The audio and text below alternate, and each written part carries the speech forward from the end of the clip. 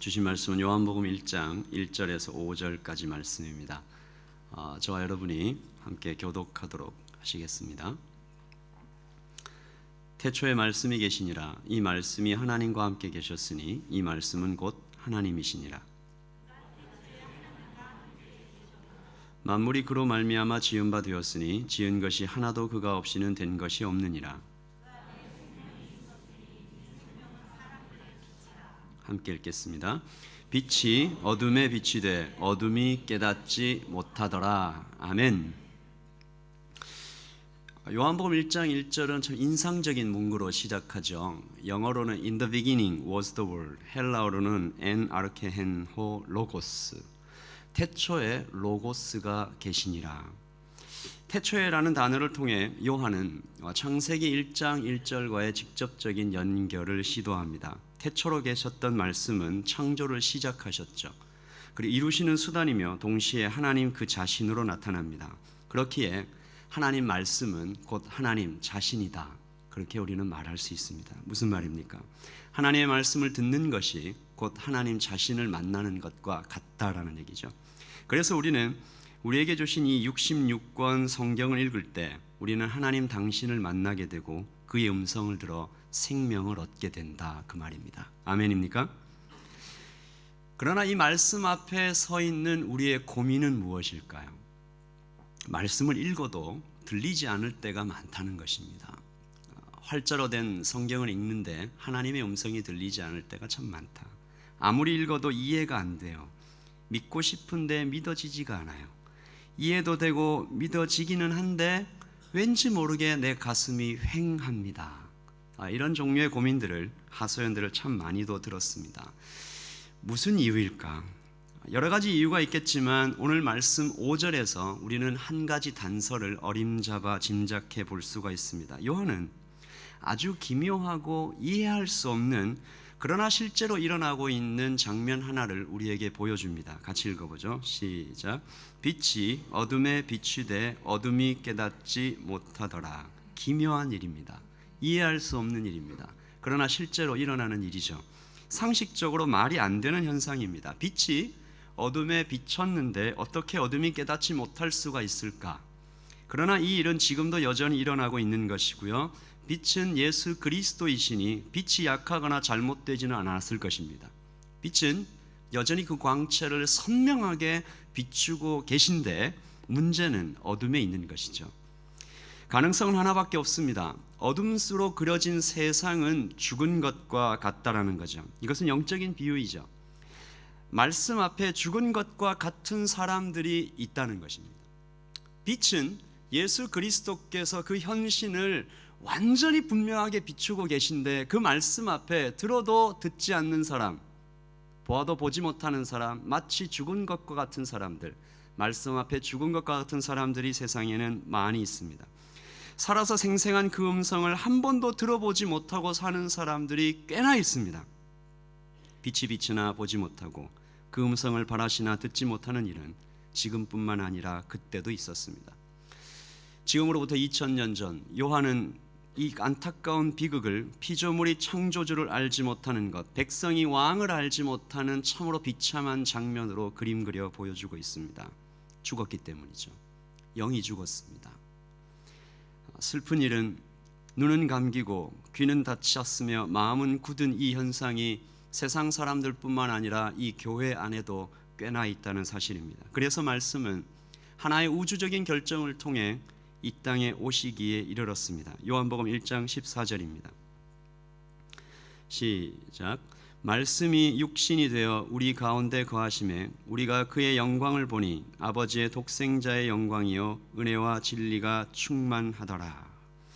이 말씀에서 말씀은 육신이 되었다라고 이야기합니다.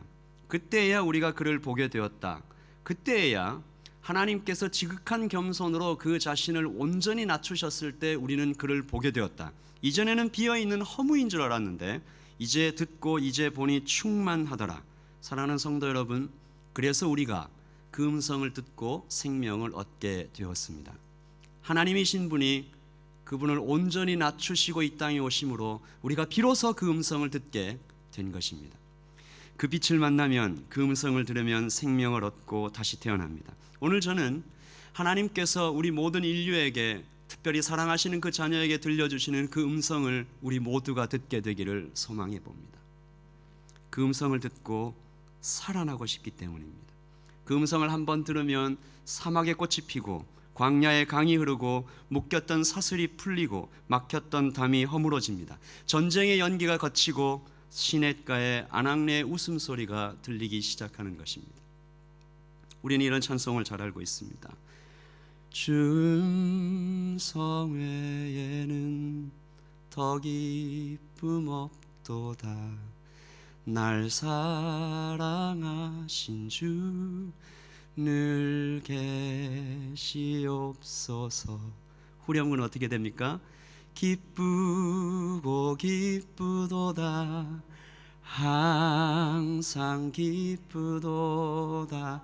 나 주께 왔사오니 복 주옵소서. 이 찬송가의 작사가는 주님의 음성을 듣는 것이 가장 큰 기쁨이라고 노래하고 있습니다. 우리는 또한 찬송을 알고 있죠. 주의 음성을 내가 들으니. 윌로우 클릭 교회 빌 하이벨스 목사님은 그의 책 주의 음성을 내가 들으니라는 책에서 주님의 음성을 듣고 살아남은 수많은 사람들의 간증을 소개합니다. 빌 목사님은 말하죠.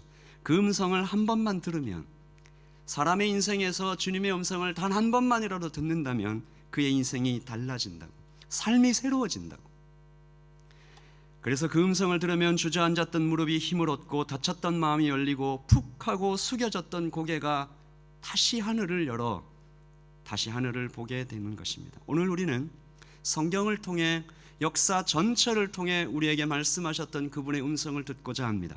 주님의 음성은 무소부재하시는 그분 자신처럼 어디에나 계시지만, 특별히 성경 전체에서 화살처럼 사랑하시는 그 자녀의 음성에 와서 박히도록 얘기하신 세 가지의 음성이 있다고 저는 믿습니다.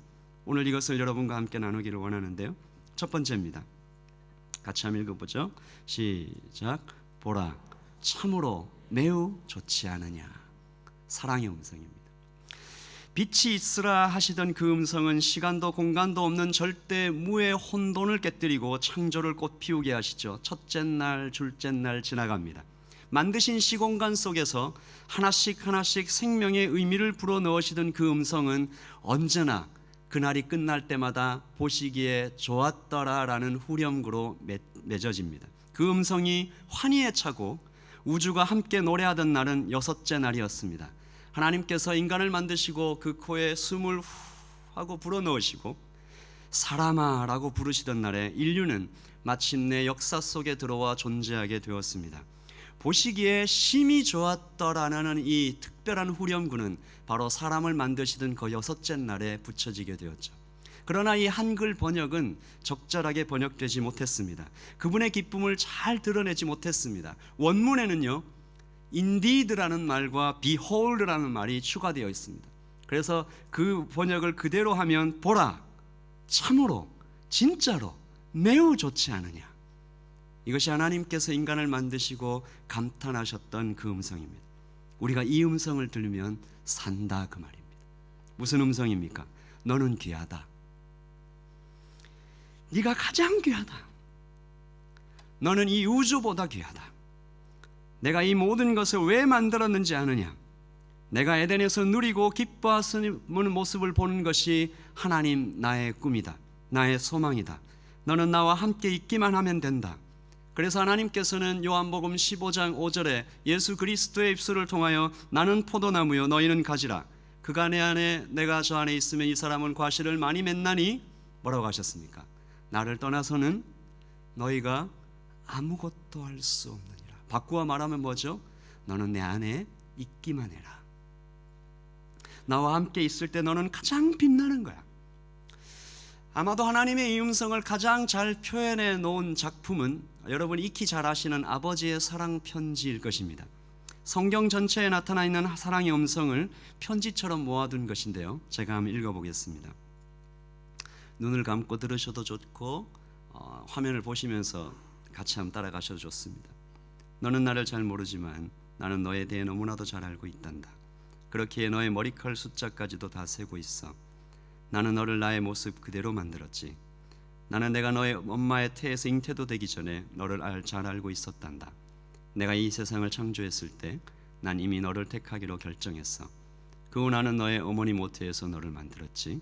그러므로 너는 어쩌다가 실수로 태어난 존재가 아니야. 내 사랑을 너에게 부어주는 것이 나의 가장 큰 소원이지. 그리고 지금 나의 손에는 너에게 주고자 하는 좋은 선물들이 들려져 있단다.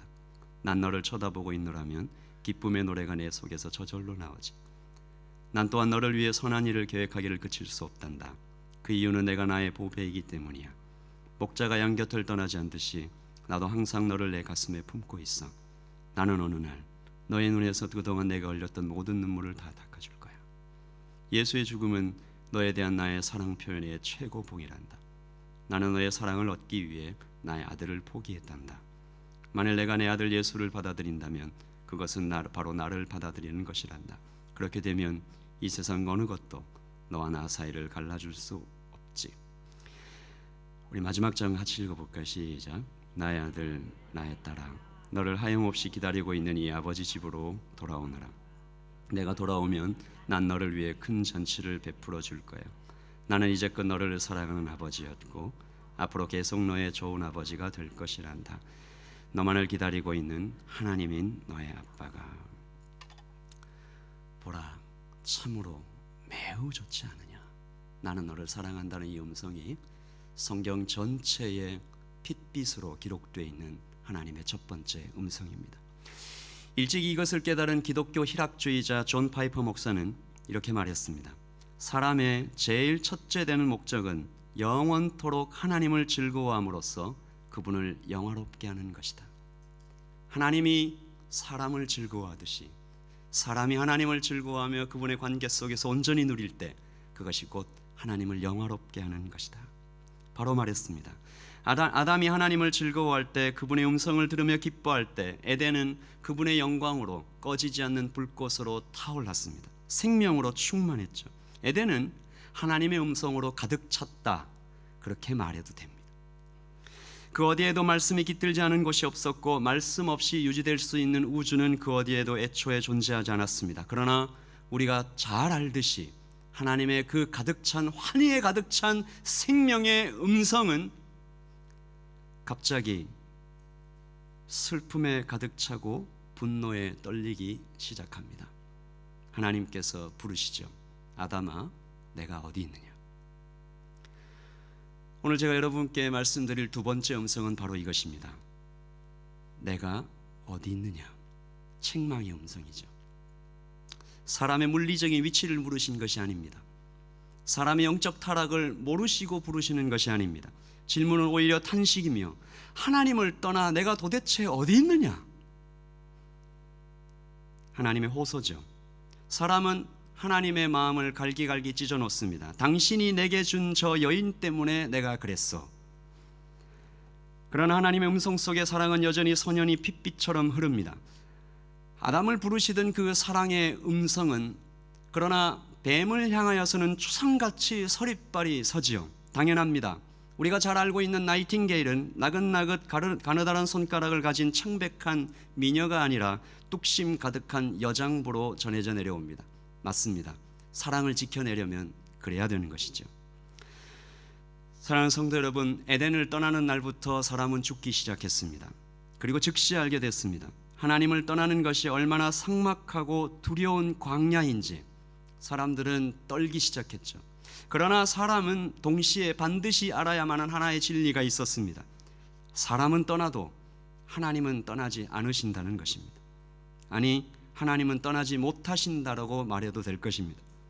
이것은 하나님께서 전능하시지 않다는 것이 아니라 하나님께서 자신의 약속 안에 스스로를 제한하셨다는 말입니다. 누군가 말했습니다. 세상의 모든 종교 중에 오직 기독교만이 창조주의 성품에 용기라는 항목을 추가했다.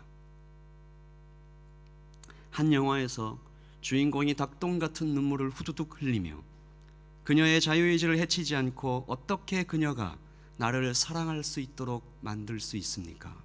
그렇게 질문했습니다. 그러므로 하나님의 이 사랑은 처음부터 아예 하나님의 신비 속에 있었던 하나님의 영역이었습니다.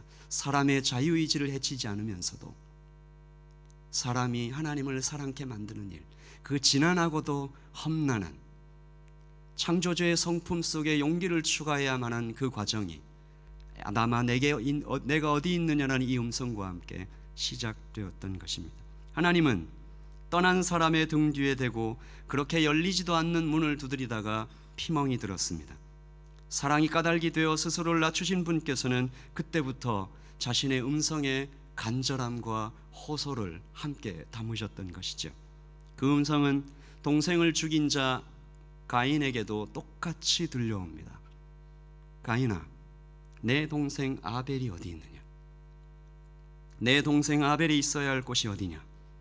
그는 너와 함께 나의 품속에 있어야 하는 것이 아니냐? 이것이 무엇입니까? 아담아, 내가 어디 있느냐? 아벨이 어디 있느냐라는 하나님의 음성은 무엇을 뜻하는 것입니까? 지금이라도 돌아오라는 하나님의 마음이 거기에 담겨 있지 않은 것입니까? 사랑하는 성도 여러분, 우리가 처음으로 하나님께서 나를 지극히 사랑하시는 그 사랑의 음성을 들었다면 우리는 반드시 두 번째 음성도 들어야 하는 것입니다. 내가 어디 있느냐? 아담아, 내가 어디 있느냐? 나의 이름을 부르시며 너는 지금 도대체 어디 있느냐? 너는 나의 품속에 있어야 할 것이 아니냐? 나는 포도나무여 너는 가지니 너는 내 안에 있어야 할 것이 아니냐? 하나님 그렇게 부르실 때 그 음성을 듣고 돌이켜야 우리가 사는 것입니다. 그 음성에 담겨있는 추격하시는 하나님의 사랑을 발견하면 정말로 감사하고 정말로 감격적인 것은 우리가 어떤 처지에 있든지 어떤 구렁텅이에 어떤 죄와 어떤 처지에 있더라도 책망하시는 그 음성을 듣기만 하면 다시 살아나는 것입니다. 사울이 다메섹 가는 길에서 들었던 음성이 바로 그것이었습니다. 사울아, 사울아, 내가 어찌 나를 박해하느냐? 주여 누구십니까? 나는 네가 핍박하는 예수다. 그 음성을 들었을 때 사울은 그 음성에서 이해할 수 없는 거대한 사랑을 발견하고 그 앞에 철저히 꺾여 엎드려짐으로써 위대한 이방의 사도로 설 수 있었습니다. 사랑하는 성도 여러분, 우리가 오늘 이 밤에 우리의 영혼을 향해서 부르시는 아담아, 내가 어디 있느냐라는 이 음성을 듣고 살아나시기를 바랍니다. 마지막 세 번째 음성입니다. 같이 읽어보죠. 시작. 나를 따라오너라. 배경은 신약으로 점프합니다. 베드로는 고기를 잡고 있었습니다. 그리 좋을 것도 그리 나쁠 것도 없는 평범한 삶이었습니다. 그날 갈릴리 호숫가에서 그분의 음성을 듣기 전에는 그랬습니다. 그러나 어느 날 그 호숫가에 다가오셔서 주님께서 나의 이름을 부르시던 그의 음성이 들린 후에 베드로의 삶은 결코 예전 같을 수가 없었습니다. 마치 돌아올 수 없는 강을 건너듯이 마태복음 4장 19절에 그분의 음성은 말씀하시되 나를 따라오라, 내가 너희를 사람 낚는 어부가 되게 하리라 라는 음성이었습니다. 세리 마태도 마찬가지였습니다. 어느 날과 똑같은 날 세금을 받겠다고 동족의 피를 빨아보겠다고 그 문턱에 앉아 있었던 그 후의 날들 중에 사랑의 음성, 주님의 음성이 그를 향해 쳐다와 들렸습니다. 9장 9절입니다. 예수께서 그곳을 떠나 지나가시다가 마테라 하는 사람이 세관에 앉아 있는 것을 보시고 이르시되 나를 따르라 하시니 일어나 따르니라. 첫 번째 음성과 두 번째 음성을 들었던 사람에게 하나님께서 불러주시는, 네가 할 특별한 일이 있다고 불러주시는 사명의 음성입니다. 이 음성은 어쩌면 사랑의 음성의 실천이겠죠. 사랑하니까 믿어주는 것이고요, 믿으니까 맡겨주는 것입니다. 사랑도 그렇고 책망도 그렇지만 사명의 음성만큼 하나님의 오래 참으심이 드러나는 것이 있을까요? 더도 말고 건강하게만 자라다오라는 마음과 이 녀석 사람 노릇 하도록 가르쳐야 되겠다는 마음 중 어느 쪽이 더 진한 가슴 아리를 하게 될까 생각해 보면 답은 분명합니다. 그러므로 사랑의 음성과 책망의 음성 중에 음성은 결국 사명의 음성으로 실천이 되고 증명이 되며 완성이 된다고 우리는 말할 수 있을 것이죠. 제자들은 사명의 음성을 들었습니다. 그러나 어떻게 되었습니까? 사명의 음성을 들었지만 실패하고 말죠. 모두 떠납니다. 성경 읽으며 가슴 답답해하며 제자들을 탓하지만 제자들 탓할 것 하나 없습니다. 베드로는 3번 부인했지만 나를 살펴보니까 베드로는 3번을 부인했지만 내가 주님을 떠난 횟수는요 셀 수도 없이 많습니다. 그러나 사명의 음성이 얼마나 위대한지 그 사명의 음성이 포기하지 않으시는 것입니다.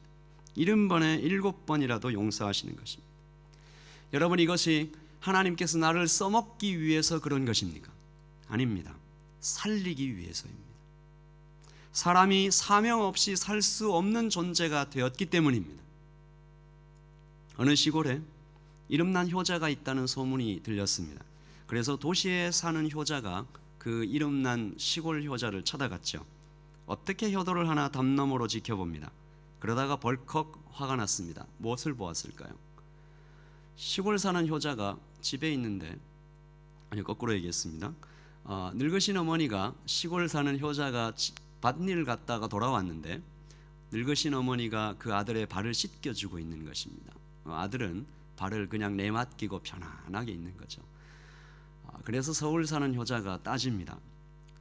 여보게, 어떻게 기력도 없으신 늙으신 어머니께 발을 씻겨 달라고 하는가? 그게 효자인가? 그러자 시골 효자가 이렇게 말했습니다. 저는 효가 무엇인지 잘 모릅니다.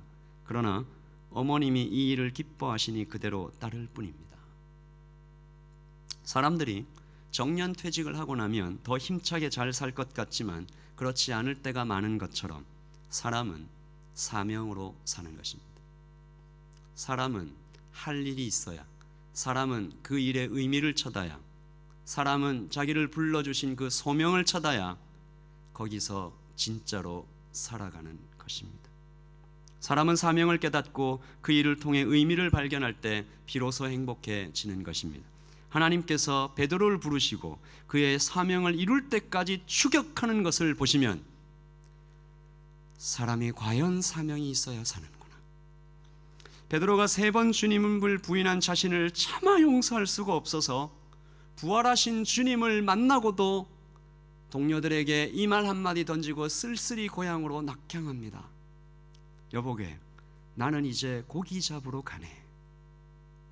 여러분, 그 쓸쓸한 음성 속에 자신의 의미를 다 잃어버린 거기 그곳, 그 옛날 주님을 만났던 갈릴리에서 쓸쓸히 세월을 낳고 있을 때 누가 찾아오십니까? 사명의 음성이 주님께서 찾아오시지 않습니까?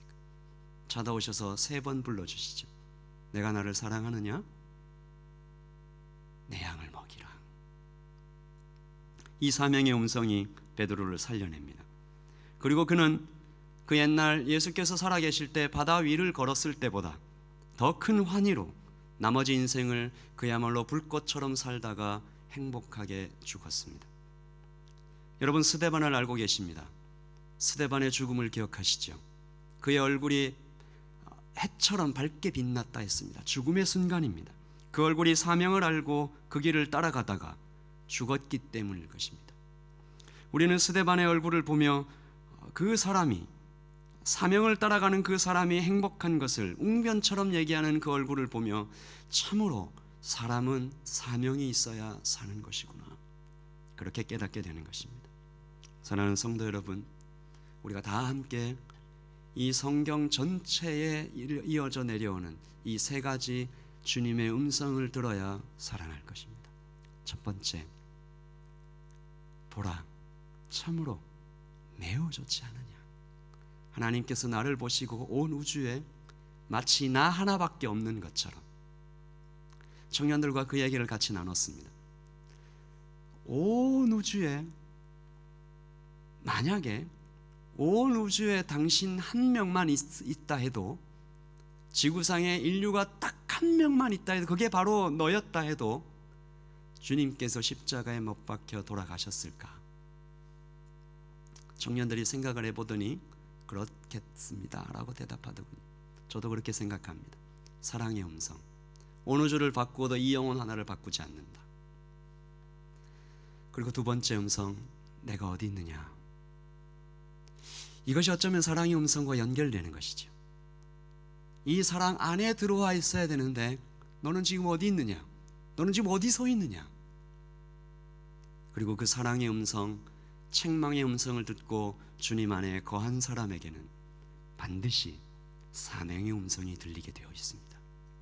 사랑하는 성도 여러분, 나를 따라오너라는 그분의 음성을 듣고 계십니까? 이것은 어떤 구체적인 교회의 봉사나 나의 직업이나 직분이나 내가 어떤 무엇을 하는 것 그 이전에 훨씬 전에 본질적인 부르심을 뜻합니다. 무엇입니까? 주님을 따르는 것입니다. 그분의 삶의 방식과 생각하는 방식과 일하는 방식과 사람을 쳐다보는 눈동자와 포근히 감아주시는, 안아주시는 그분의 품을 뜻하는 것입니다. 그래서 우리는 사랑의 음성, 책망의 음성, 사명의 음성을 들어야 산다고 말할 수 있는 것입니다. 성경을 읽되 우리가 요한복음 1장에서 보았듯이 빛이 어둠에 비치되 깨닫지 못하더라, 그 말씀의 주인공이 되는 것이 아니라 성경을 읽되 그 책 속에 서려 있는 살아계신 그분의 음성을 듣고 빛나게 우리를 비추시는 그분의 빛을 보고 날마다 새롭게 살아나시기를 예수님의 이름으로 축복합니다. 기도하겠습니다.